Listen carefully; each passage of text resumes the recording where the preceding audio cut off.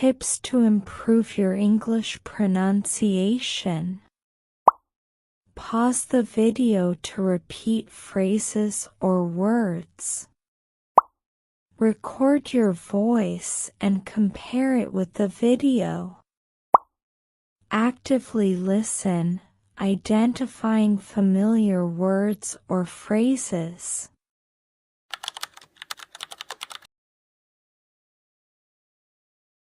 When I joined the international baseball team, I felt proud and excited.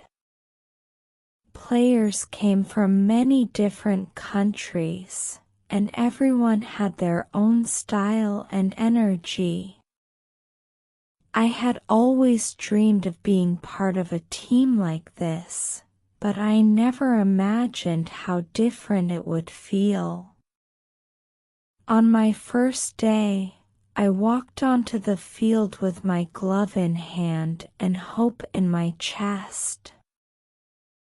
I wanted to show that I could play well, even if I was still learning many things.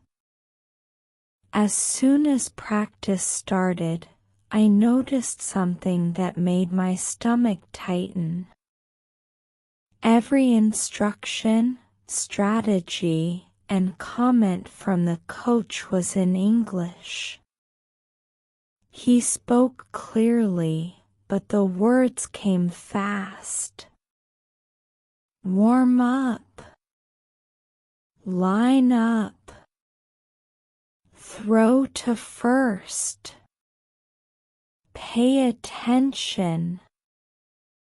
I understood some of it, but not everything. I tried to follow the other players, copying their movements and listening to their conversations. I felt nervous, but I didn't want to give up. I knew this was part of the challenge. During a drill, the coach called my name and said, "You're pitching next." My heart started beating faster.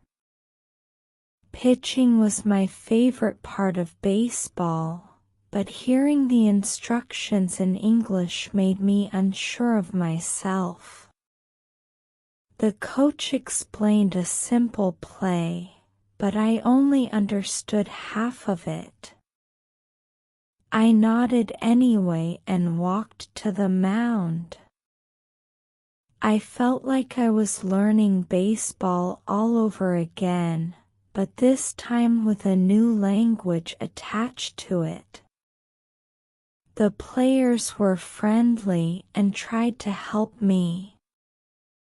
Some repeated the instructions slowly. Others used gestures to show what I needed to do. I appreciated every small effort. It made me feel like I wasn't alone.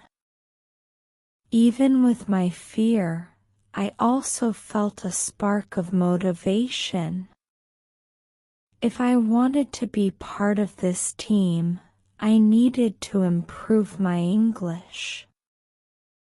I realized that speaking well wasn't just helpful, it was necessary. Without the right words, I couldn't follow plays or respond quickly. At the end of practice, I was tired but incredibly inspired. I understood something important. To play well, I needed to speak well too.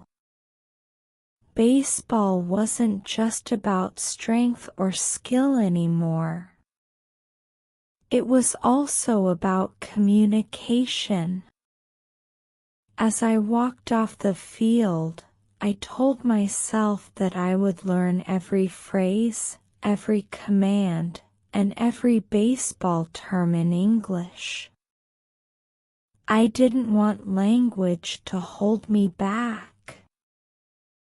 I was ready for the challenge, and I knew this team would push me to grow, both as a player and as a person. On my second day with the team, the coach focused on teaching me the essential baseball commands in English. He spoke slowly at first, pointing to different actions. "Pitch," he said, showing the motion of throwing toward the batter. "Swing," he added, demonstrating how to hit. Then came catch, run, focus, and fastball. Some words felt familiar, and I repeated each one to help myself remember. But hearing them in the middle of practice made everything harder. As we started drills, I tried to follow every command exactly. Sometimes I understood quickly, like when he said run or catch. But other times, my brain mixed the words together. Focus sounded like fast, and pitch felt too close to throw. The team moved fast, and I had to think faster. I didn't want to slow anyone down. Even so, my mind raced every time the coach called out a new instruction. English felt like a second game I needed to play at the same time. The small problem happened during a pitching drill. The coach shouted, "Pitch," but my confused brain turned it into throw. Instead of aiming carefully toward the catcher, I launched the ball toward first base. The play stopped instantly. Everyone froze and looked at me with wide eyes, surprised and confused. I felt my face heat up. I wanted to disappear right there. The coach walked toward me, and for a second, I thought he was upset. But he laughed softly and said, "Good throw, wrong place." The whole team laughed with him, not to make fun of me, but to help me relax.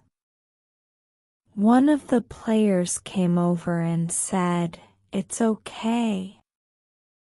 English takes practice. Baseball too." His words made me breathe easier. I realized that mistakes were part of the process, and I didn't need to be perfect on day 2. Still, I wanted to prove I could improve quickly. After the break, I repeated the commands in my head: pitch, swing, catch, run, focus, fastball. I practiced them while moving, trying to connect the words with the actions. With each repetition, my movements felt more natural. By the end of practice, I made fewer mistakes, and the coach even said, "Better today." I felt proud of myself. Learning baseball commands in English wasn't easy, but I could feel my skills, both in the game and in the language, growing little by little. I knew I was on the right path. During a tough practice, the coach decided to push me even more. He said, "Today, you must say the name of the play before you pitch." I felt a wave of pressure immediately. Speaking in English while pitching already sounded difficult, but speaking before moving made me even more nervous. Still, I nodded, trying to look confident. The first command he gave me was fastball. I took a deep breath, stepped onto the mound, and tried to say the word out loud. But when I opened my mouth, nothing came out. My voice simply froze. I tried again, but the sound was weak and shaky. Because I couldn't speak, I also couldn't pitch. My arm felt stiff, and the ball slipped out too early, landing far from the catcher's glove. The coach said, "Again." He gave me a new command, curveball. Once more, I tried to speak, but the word got stuck inside me. The pitch was just as bad as the first one. I felt frustration building in my chest. After a few failed attempts, the coach walked closer and said, "Don't worry. Let the word guide your movement." I repeated the phrase in my mind, even if I didn't fully understand it. He gave me the same command again, fastball. This time, I closed my eyes for a second and focused on the word. I whispered it first, fastball, then I said it louder, fastball. Suddenly, my arm moved naturally, and the ball flew straight toward the catcher. It was my best pitch of the day. The coach smiled and said, "Good. Again." He gave the next command, and I repeated it with more confidence. Each time I spoke the word clearly, curveball, inside, high, low, my pitches became smoother and stronger. I realized something important. Speaking the play aloud helped my body understand what to do. My mind and my arm were finally working together, instead of fighting each other. It felt like learning a rhythm between language and movement. By the end of practice, I felt a new connection to pitching. I wasn't just throwing the ball anymore, I was communicating with it. When I spoke with confidence, my arm followed with confidence too. I understood now why the coach wanted me to say the commands out loud. It wasn't only about English. It was about focus, timing, and trust. I walked off the field feeling stronger than ever, ready for the next challenge. The big practice game arrived, and everyone on the team felt the pressure. The coach explained that this time I had to announce each pitch in English before throwing the ball. Curveball, inside, fastball, low, say it fast and clear, he told me. My heart started racing. It was the first time I had to use English so quickly in a real game situation. The other team was strong, and my teammates depended on me. I tried to stay calm as I stepped onto the mound. The first batter got into position, and the coach signaled for a fastball. I took a deep breath and said, "Fastball." My voice was a little shaky, but I threw the pitch. It wasn't perfect, but it reached the catcher. The next call was inside. I said it quickly and pitched again. My confidence began to grow. But when the coach called curveball, everything got mixed up in my mind. I opened my mouth to speak, but another word came out instead. My arm hesitated, and the pitch flew too high. The batter hit the ball hard, and it almost cost our team a run. My teammates looked at me with concern, not anger, but I still felt terrible. My hands were sweating, and my heart pounded even faster. I kept thinking, "You're letting them down." The coach walked a few steps toward me and said calmly, "Remember your first lessons. Speak, then throw. Trust your rhythm." His words made me breathe deeper. I repeated them in my head, trying to steady my thoughts. The next batter stepped up, and the coach called low fastball. For a moment, the words tangled again, but I pushed the fear away.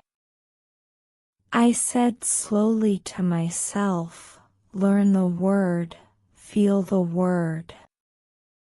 Then I spoke clearly, "Low fastball." Something changed inside me. My voice was strong, and my arm moved with confidence. I threw the pitch, and it landed exactly where the catcher wanted. The batter missed completely. A wave of relief and pride washed over me. The coach signaled for one last pitch, the most important one of the inning. This time I didn't wait or doubt. I called out the command loudly and firmly. My arm followed the sound of my voice, smooth and powerful. When the ball hit the catcher's glove, the whole team cheered. I had thrown the best pitch of the day. Walking off the field, I understood something big. My English and my pitching were connected. When my words were clear, my body flowed with strength. I felt ready for the final challenge that waited for me. On the last training day, the coach surprised me with something big. He said, "Today, you lead the pitching sequence."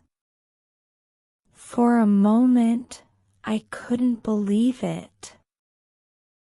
A few weeks ago, I could barely say the commands without shaking. Now he trusted me to guide the team. I felt a mix of fear and excitement, but mostly pride. I walked to the mound with a strong feeling in my chest, ready to show everything I had learned. The first pitch of the sequence was mine to announce. I didn't hesitate. I said, "Fastball," with a clear and steady voice. The word came out naturally, almost like it had always been part of my vocabulary. I threw the pitch, and it landed perfectly in the catcher's glove. My teammates cheered softly behind me, and I felt my confidence grow even more. The next play was inside. Again, the word flowed easily, and my arm followed smoothly. It felt like speaking and pitching were finally one action. As the sequence continued, I called out curveball, low, high, and slider. Each command sounded stronger than the last. My body moved with power and control, as if the English words unlocked clean, precise movements. I wasn't thinking too much anymore, I was playing. The team started reacting to my rhythm, trusting every call I made. At some point, I realized something important. I wasn't nervous at all. I felt free on the mound, like the language barrier had finally broken. The coach watched me with a proud smile. When I finished the last pitch of the sequence, the entire team clapped and shouted my name. Their support filled me with a rush of energy I had never felt before. One teammate said, "Man, you sound like a real leader now." Another added, "Your English is sharp, and your pitches too." Hearing that made my eyes warm, not from sadness but from accomplishment. I had worked hard for this moment, and it showed. Walking off the field, I felt like a different player and a different person. My English had grown with my pitching, step by step, until both became strong and natural. I understood now that learning a language could change the way I played, thought, and even believed in myself. As I left the field that day, I knew one thing for sure: I could play baseball anywhere in the world. And even better, I could speak with confidence too.